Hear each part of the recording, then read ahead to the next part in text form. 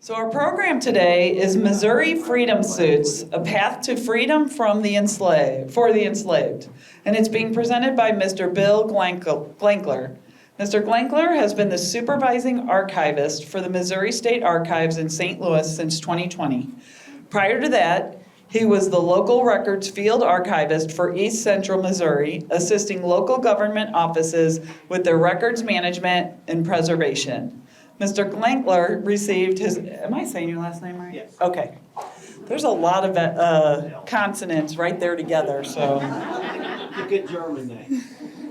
Mr. Glankler received his Master of Arts degree in history from St. Louis University and was an adjunct professor at Lindenwood University teaching U.S. history. Mr. Glankler created the Missouri Freedom Suits traveling exhibit, which is currently on display in the Jefferson College Library through December. So if you want to go see it today, it's right up the hill, right here. If you want to come back, you can park right in front of the building or in the circle here, but come to the library anytime we're open through December to see that display.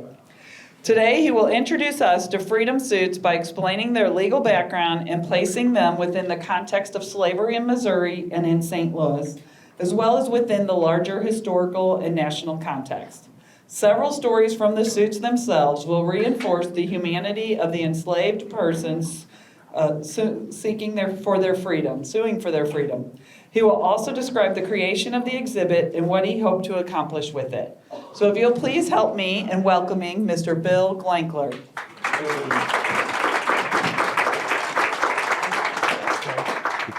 Good afternoon. I'm delighted to see everyone here, and I'm very grateful to have been asked to talk about this topic. It's something that we've been working on in the State Archives in St. Louis for more than 25 years. So it's good to let people know what they have out there.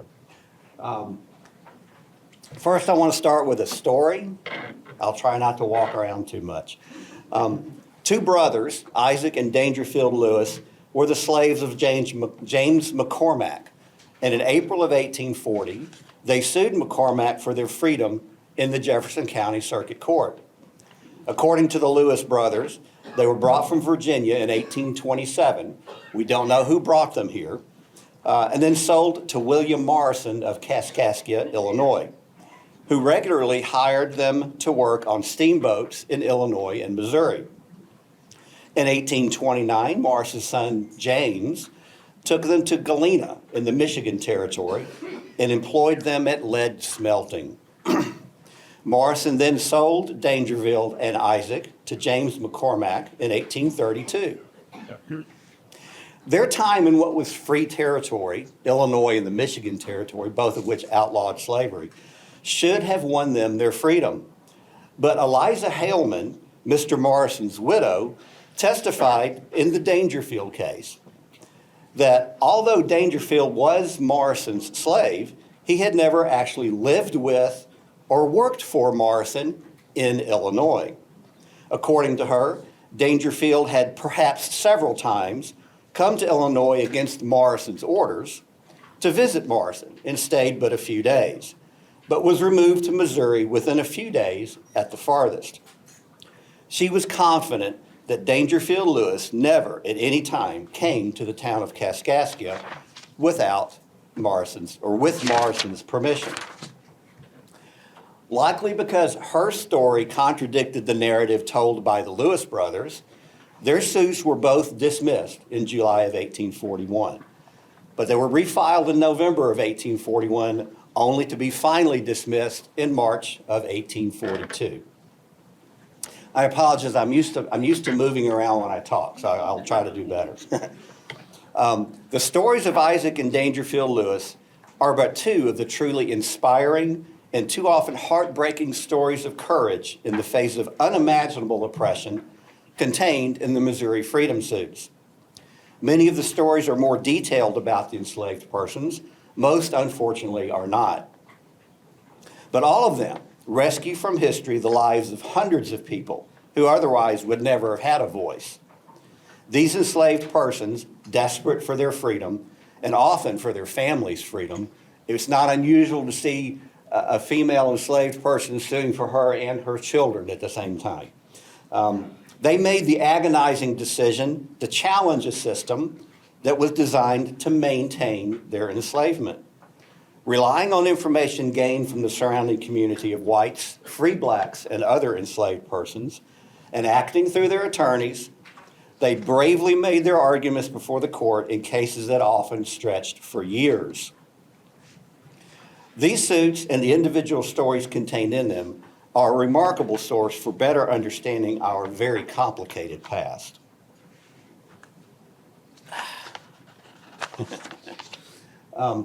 Although I hesitate to make presumptions, I believe it is likely that you know about the Dred Scott decision that was decided in 1857 by the U.S. Supreme Court, and that it originated in St. Louis. I won't spend much time on it other than to say it is famous because of its tremendous historical influence. The ruling in that case shook the foundation of the country and contributed to our march towards civil war. But it was only one of more than 300 freedom suits filed by enslaved persons in Missouri during the time prior to the Civil War. Missouri's freedom suits took place when the nation was consumed by the debate over the existence of and the extension of human slavery, which was the most significant issue during the years before the war. Between the American Revolution and the Civil War, it became increasingly difficult for Americans to compromise over that thorny issue. And the fact that enslaved persons could use the courts to win their freedom only heightened the tensions and complicated the institution of slavery itself.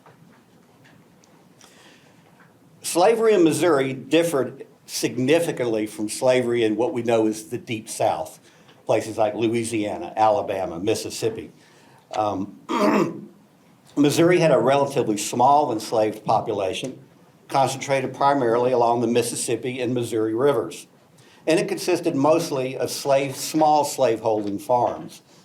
The hiring out of slaves was very common, as was the establishment of relationships between slaves of different owners. This contributed to the formation of very important informational and kinship networks, which helped enslaved persons learn about their very right to sue for freedom.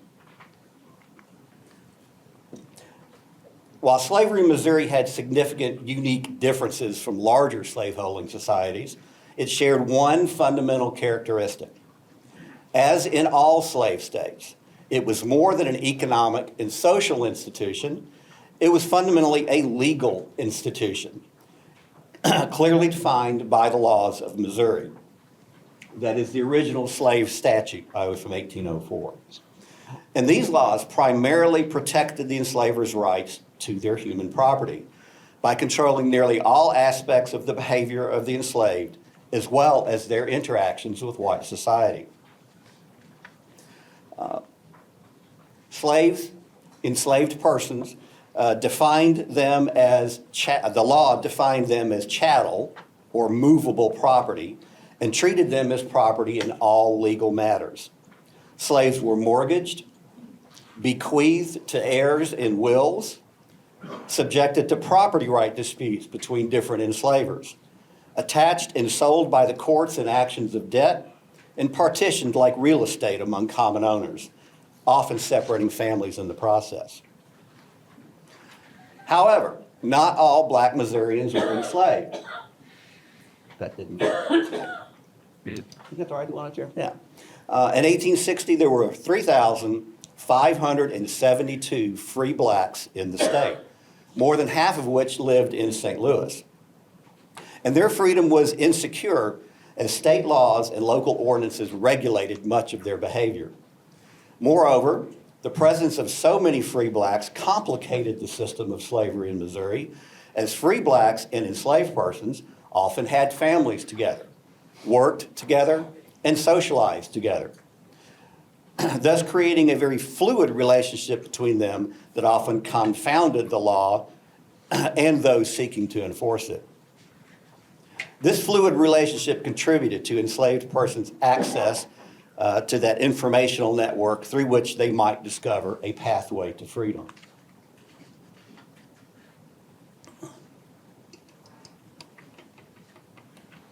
But what were those pathways to freedom? What options did they have? One, because Missouri was surrounded on three sides by free territory, running away from their enslaver was often an attractive option, especially for those enslaved persons living near the state's borders. In St. Louis particularly, slaves, free blacks, and whites mingled together at what was the crossroads of north, south, east, and west, and participated in a rapidly changing social and economic environment. And that environment offered a lot of opportunities for movement and oftentimes for escape. Also, Missouri law allowed enslavers to free their human property. This was done by what was called a deed of manumission, which an attorney would fill out and would be recorded in the court. And these often involved the enslaved person paying their owners for their freedom. And enslavers could also free their slaves by their last will and testament. Finally, if the circumstances were right, an enslaved person could sue in court for their freedom. Although most often subjected to the law, Missouri recognized the right of persons unlawfully enslaved to use the law on their own behalf. Comment real quick. I've been asked before, why did Missouri have a law? Why did they intentionally write a law that allowed an enslaved person to sue for their freedom? If you trace it back, Missouri's early laws were based on Virginia's laws. Virginia's laws were based on the English common law. And in the English common law, any person who believed they'd been deprived of their liberty unlawfully could sue for that. So that statute is simply a continuation of that. So these suits were done by they would file a suit for freedom in the circuit court where they lived. It was defined in that freedom statute. And these freedom suits were purely legal actions in which, according to the statute, an enslaved person attempted to prove they were free. They had to have proof that they were free. Now, the Missouri Supreme Court in 1824 set a standard for how these cases would be decided in what amongst our group is a famous case, Winnie versus Whiteside. Winnie being the enslaved persons and Phoebe Whiteside being the owner.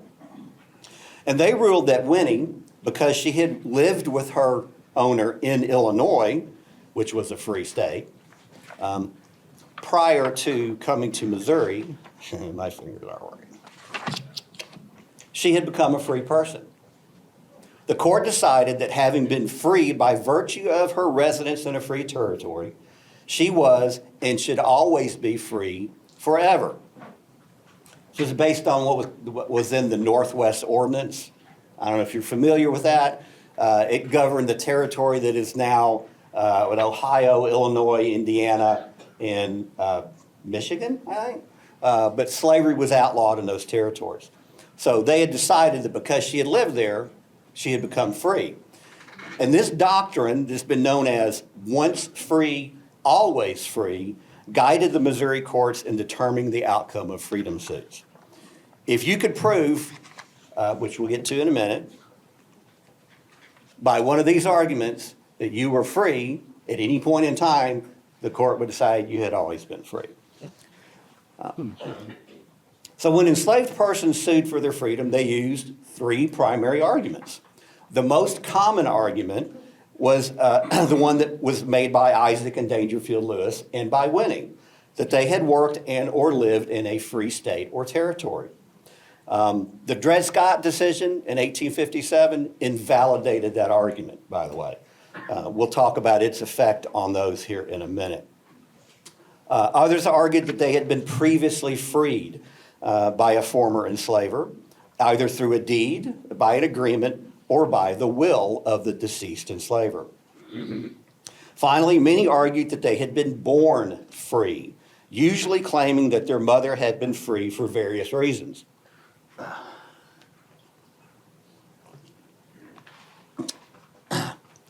Take, for example, the family of Marie Scipion. Marie Scipion had three daughters, Catiche, Celeste, and Marguerite.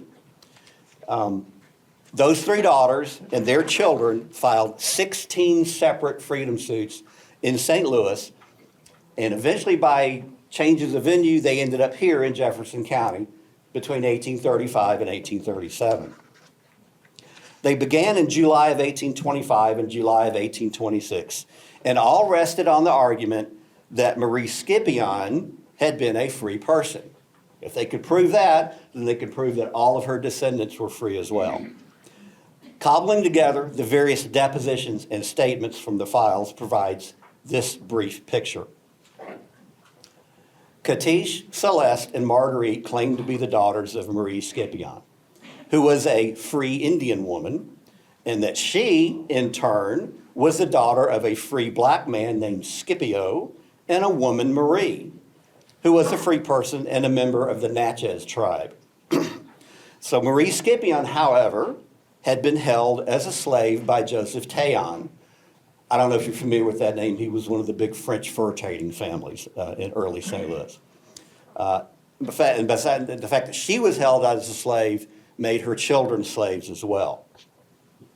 The depositions involved in these 16 cases trace in detail this genealogy that is briefly outlined here, and also the complicated relationship between the owners.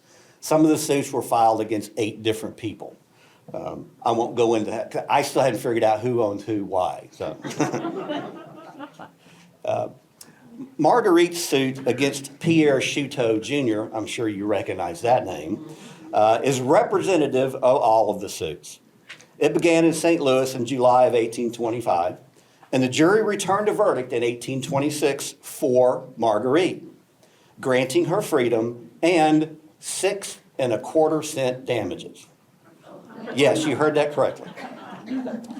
After 2 new trials, 2 changes of venue, and 3 trips to the Missouri Supreme Court, the Supreme Court ultimately found for Marguerite in 1837. And from what we can tell, I can't verify this for sure, that decision was applied to all of the cases. Marguerite's struggle for her freedom and for that of her family took an agonizing 12 years, but she and the law eventually prevailed. As I mentioned previously, slavery was a legal institution, and freedom suits were legal proceedings, guided and determined by the state's laws and the structure of its legal system. Just as any other civil suit, attorneys managed them and filed, attorneys managed them, filed petitions, motions, and other pleadings. Judges presided over them, ordering writs to be issued, giving instructions to jurors, and ensuring that the law was followed. And finally, juries weighed the evidence and determined the outcome. The files themselves contain a variety of documents. The original petition that's included when they make their argument would state the plaintiff's reasons why they should have their freedom. Either they lived in free territory, they were born of a free mother, or they had been previously free.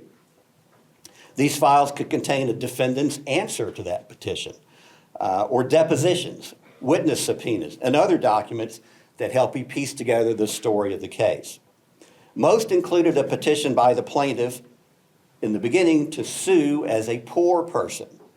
What that meant, if the judge granted that petition, they would not be held liable for any costs that accrued during the case. Okay? In a minute, we'll get to how that changed. The Freedom Statute allowed the enslaved person to meet with their attorney and to attend the proceedings in the courthouse. They could not, however, provide their own testimony against their white owner. Because it was not uncommon for the enslaver to attempt to remove the slave from the county or even from the state, the law required owners to file a bond ensuring that they would not do so. If they failed or refused to file a bond, the enslaved was normally held in the jail during the trial and hired out by the sheriff. Any money collected by that hiring out was ostensibly used toward payment of the costs or any damages assessed by the court. The majority of Missouri's freedom suits were filed in the St. Louis County Circuit Court and are held by my institution, the Missouri State Archives in St. Louis. Enslaved persons filed 293 suits in the form of trespass, assault and battery, and false imprisonment. And these all make very specific arguments why the plaintiff believes he or she is free. And we found 35 others across the state so far. There are other archivists in the state working with court records, and I hope we find some more eventually. But there are reasons why most of them happened in St. Louis. A variety of reasons. I didn't mean to change that just yet, sorry. Just as slavery in Missouri was different than slavery in the Deep South, slavery in urban areas was quite different than slavery in rural areas. As in other cities in slaveholding states, slaves in St. Louis were under less supervision, and a large number of them were hired out, thus working for a variety of different people doing a variety of jobs, from washing clothes to carrying freight on the levee, to working in construction, to working on steamboats. This provided access to broader experiences, especially for those working on steamboats, and to information from a complex network of whites, slaves, and free blacks. And because St. Louis was a central point connecting north, south, east, and west, it was not uncommon for enslaved persons coming into St. Louis to have spent time in some free territory with their migrating owners. And most importantly, they had greater access to the court and the legal system. Thus, they were more likely to be informed about their legal right to sue and were more likely to have access to the resources to do so.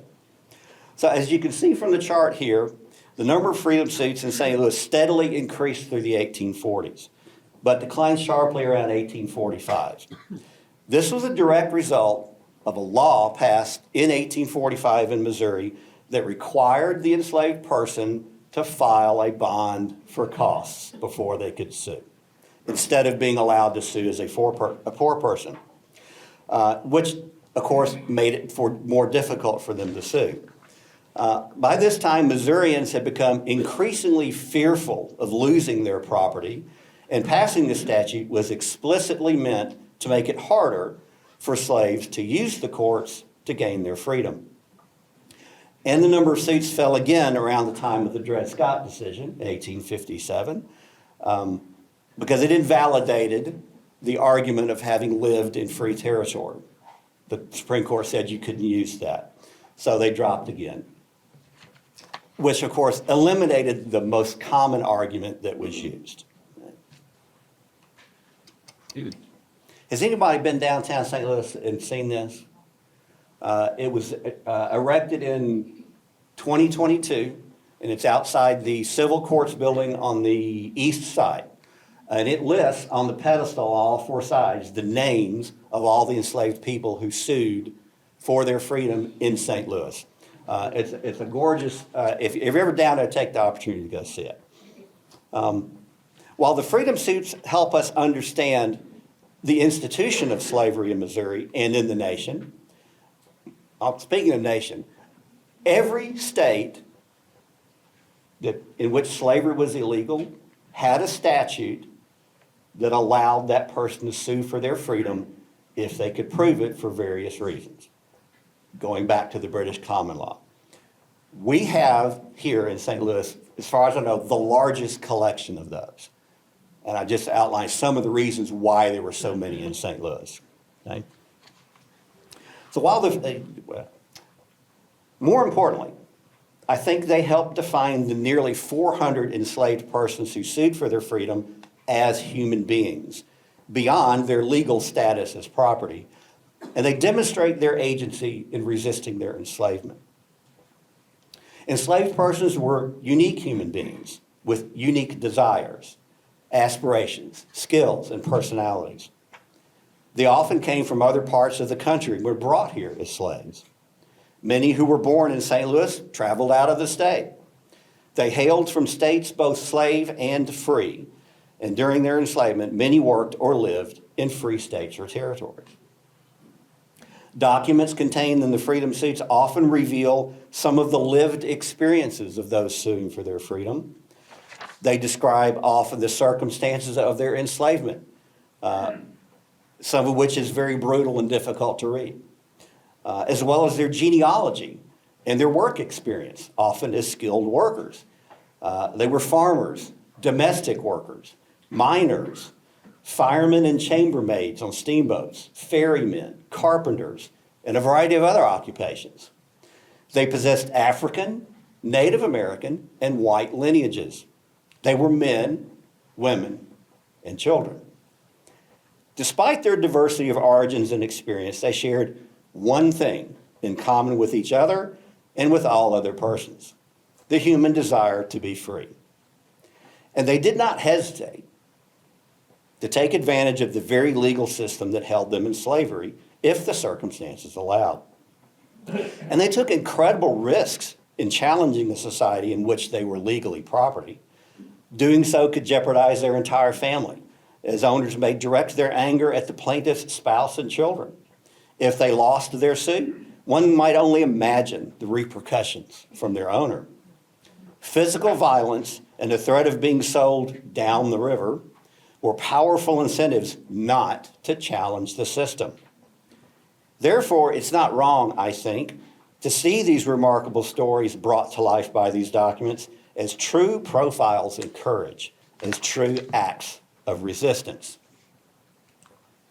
So I want to share with you very quickly 4 short stories from the records that I've run across. First off, John Singleton's is a story of, I would think, true heroism and tenacity. 6 years prior to his filing, to the filing of his freedom suit, John was stolen, taken to Alabama, and then to New Orleans, where he was sold twice. While in the possession of Robert Lewis, one of the defendants, John escaped to St. Louis aboard the steamboat America. There's those steamboats again, which was commanded by Alexander Scott, the other defendant.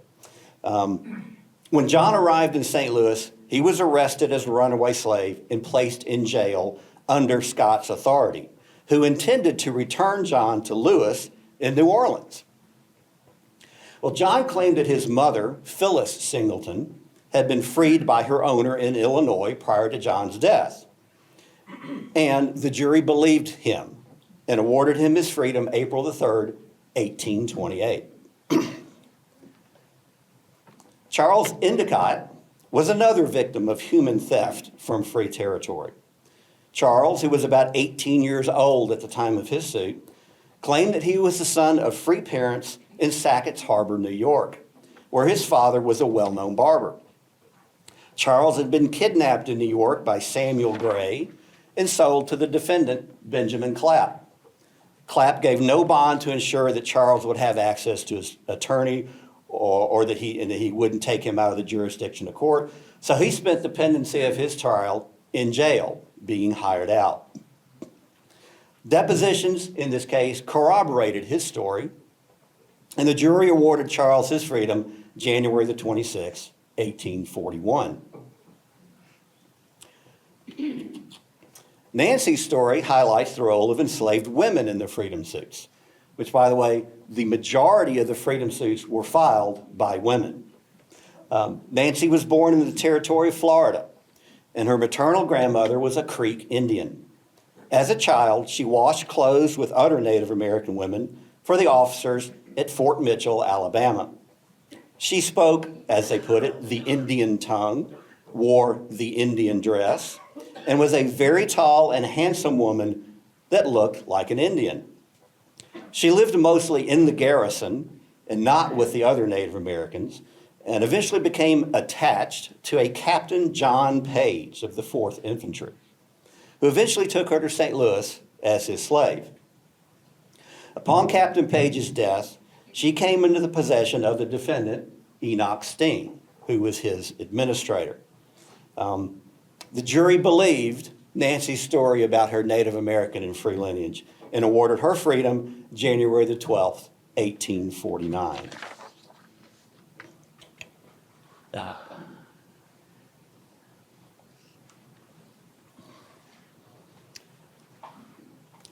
Thornton Kinney's story, to me, paints a picture of someone who was persevering, resourceful, courageous, and adventurous, which makes his story, unfortunately, all the more heartbreaking. Thornton was born in Charlottesville, Virginia, to a free mother, who was the daughter of an Indian woman and an enslaved father. He was 36 years old at the time of his suit, 5 feet 10 inches tall, black, and with a slender build. As a boy, he had been indentured to a shoemaker and to a tanner, and was given his free papers when he became 21 years old. At that time, he took off. He traveled. He traveled to Ohio, to Michigan, to Kentucky, to New Orleans, and eventually to St. Louis. And after that travel, he went to Liberia. You know what Liberia was? It was the colony founded for freed slaves. Okay? And he was induced to do so by the American Colonization Society in St. Louis. And he remained there for 5 years, keeping his free papers, as he said, until they were so worn out that he threw them away. Okay. So he eventually returned to the United States on a ship called Cipher, working as a cook and a steward. In 1837, he began working on steamboats. There's the steamboats again. As a fireman, a steward, a cabin boy, and a cook. He was arrested in New Orleans for not having his free papers and placed with a slave trader for sale. I get a chuckle with this. The slave trader couldn't sell him because Thornton Kenny was always talking so much about how he was free, and nobody wanted to take the risk of purchasing him. So eventually he actually escaped from the trader and continued to work on steamboats on the Mississippi River. While doing so, he met a former slave on board a steamboat bound for St. Louis, and according to him, he married her and helped her purchase her child's freedom. We don't know her name because he doesn't tell us.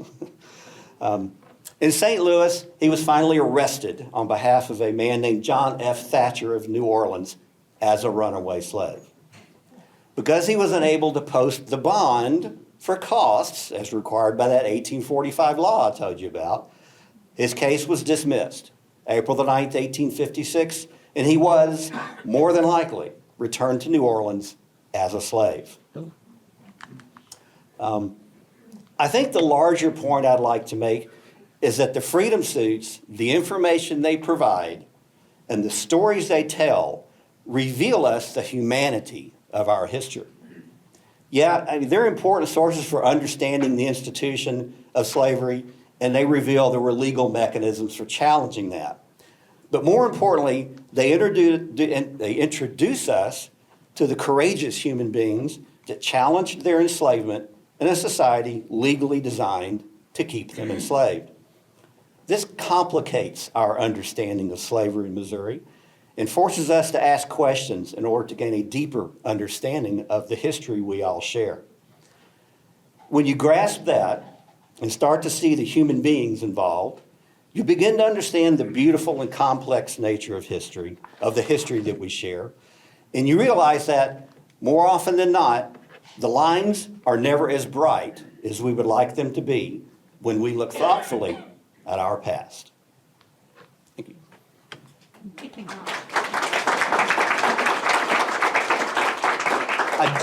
I do want to say just a bit about the exhibit, because I'd forgotten that I'd sent you that I was I was going to do that.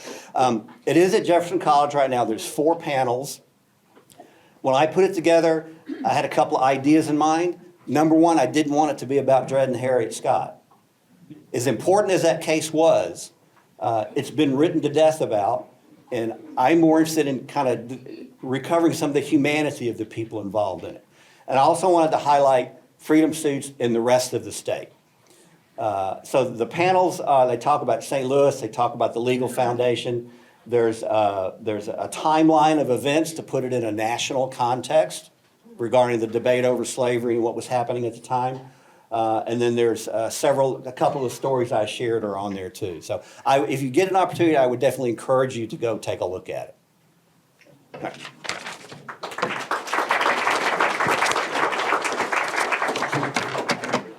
I always love to hear the history right here in our region. It's always exciting and neat to hear that. Okay, questions? Okay.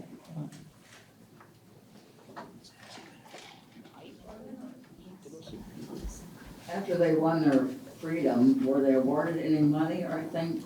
That's. I've yet to see any proof that somebody was awarded. I've seen people sue their own or previous owner for damages after their freedom suit, but they didn't win that. And any money that was generated, if they were being hired out during the time, was likely used to pay the court costs. But the records are really, really almost empty on that, unfortunately. There are a lot of questions we have about these things we'd like to know about. There's just no information there, unfortunately.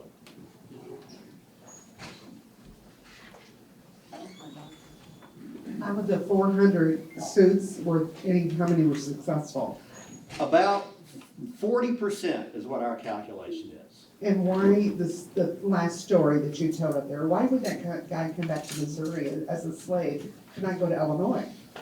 Well, I mean, he was on a steamboat, and his steamboats went up and down the river, and their main stopping point was St. Louis. And when he happened to be in St. Louis, somebody snatched So if him. you were a slave in Missouri and you just crossed over to Illinois, were you automatically free? That's a tricky question, because people in Illinois owned slaves. We have significant records about that. But what they did, they would constantly be hiring them over into Missouri. They would hire them out into Missouri, and they might bring them back for a short period of time, but then send them back over here so that they could keep their property. Yeah. Wasn't there a period of time that even if they were free, they weren't allowed to present papers in the court system at all? Yeah, a free person of color had to have free license to be in Missouri. And if they came from another state, they had to have free papers from that state. And if they didn't, they could be arrested, they could be sent out of the state, or they may be enslaved again. That's what happened to Kenny. He had his free papers, but he lost them, and I've seen one. We have quite a few cases where people have been in prison for not having that. They have the writs of habeas corpus to get them out, and we know what happened to some of them, but not many. But wasn't another problem with the Dred Scott case is that Tammy went one step further by declaring them property and property can't sue? Well, his declaration was that African American peoples had no rights as citizens. Because they were property. Yeah. Property can't sue. Yeah. There were a lot of very significant opinions in that one main opinion. Yeah. Is that hand raised or no? Sounds like that is a no. Other questions? Marie, that had the 3 daughters. Mhm. Okay, you said she was a Native American and married, or the father was African. Yeah. Marie Scipion's mother was a free Native American. She was married to, or she had Marie with a free black man named Scipio. Okay, but she was African American. I mean, she was Native American.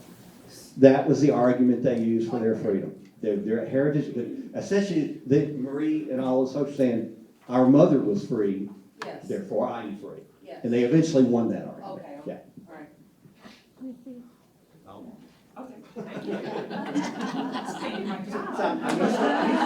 around when I present. Standing still is tough for me. I'm trying to figure out how the people who obtained their freedom, how did they prove that they were free in another state, whatever, if they had no papers and nothing? Well, that's a very good question. A lot of people that made that argument didn't win because they didn't have proof. Some of the files actually have deeds of manumission in them, which they submitted to the court to prove that they were free. It was often testimony of witnesses that they would bring in to say, yes, we know this person, we know that they were from New York, and so on and so forth. Sometimes they were believed, sometimes they weren't.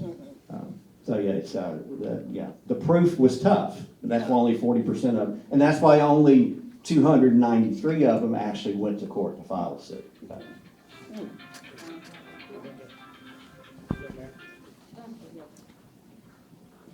Were there any states that didn't have slaves? Is there any states that didn't have slaves? Yes.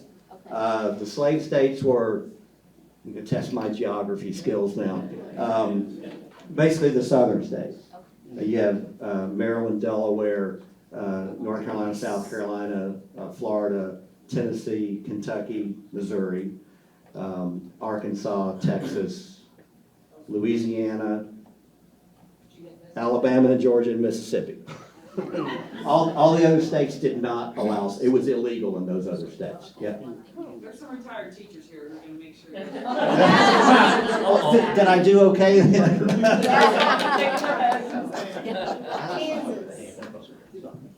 So if, say you had half Caucasian blood in you, but, the rest was black, that wouldn't, give you the credit of being free.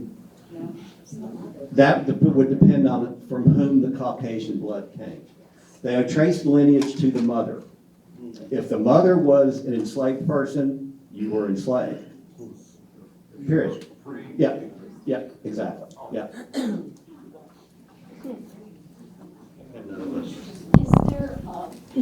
Wasn't there a college that had started a program where they were trying to list and establish all the slaves connected to the plantation, so you can trace through that? Several colleges have done that. Washington University's done it, St. Louis University's done it, Harvard's done it, Georgetown has done Can you it. go on record, can you go somewhere and look at those? They all have websites that stuff on it, yeah. To where they kind of resurrected the names and the families of people who actually participated in building the university and helping it run. If you have a will that shows the freedom of certain slaves, can you go back and discern like that? Will and Lister? Yeah, you could. Probate files have a lot of information about enslaved people, if they were hired out or if they were free. Now, a lot of times, and we see this a lot, when someone dies in their will, they free their slaves. Oftentimes, the heirs keep that from happening. Because their property, they want to make the money off of it. Yeah, yeah, that's very complicated stuff. Right. I thought I hand up over there. Okay, on these county courts where they went to the circuit court, was then jury trial?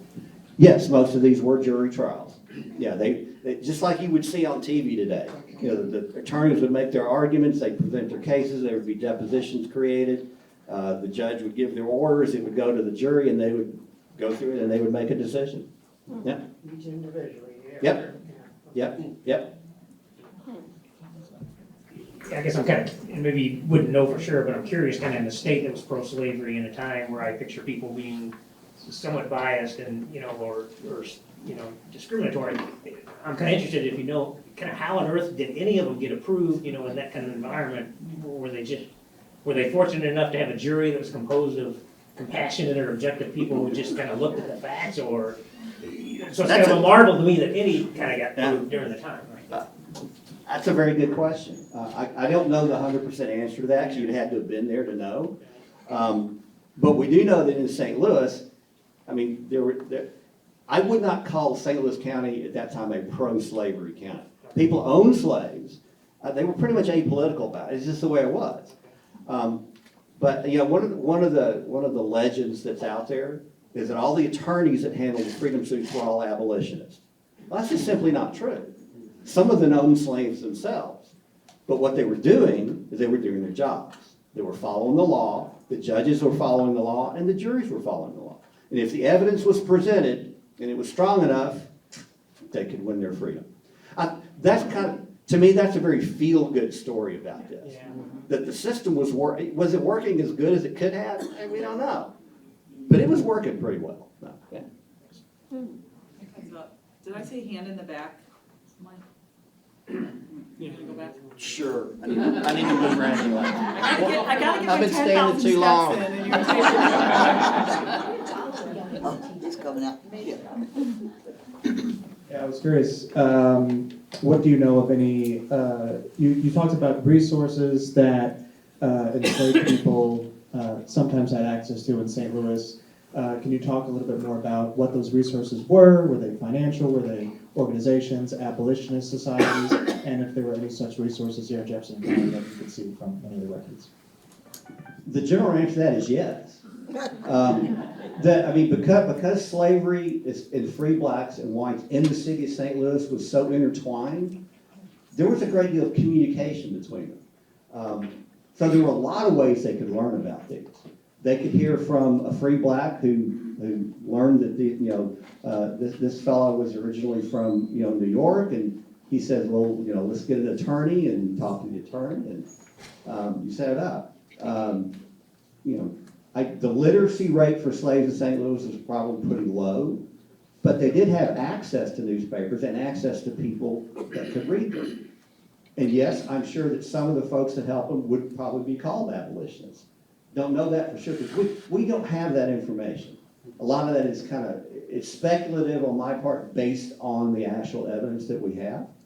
But I think it's safe. I mean, there were abolitionists in St. Louis. We know that.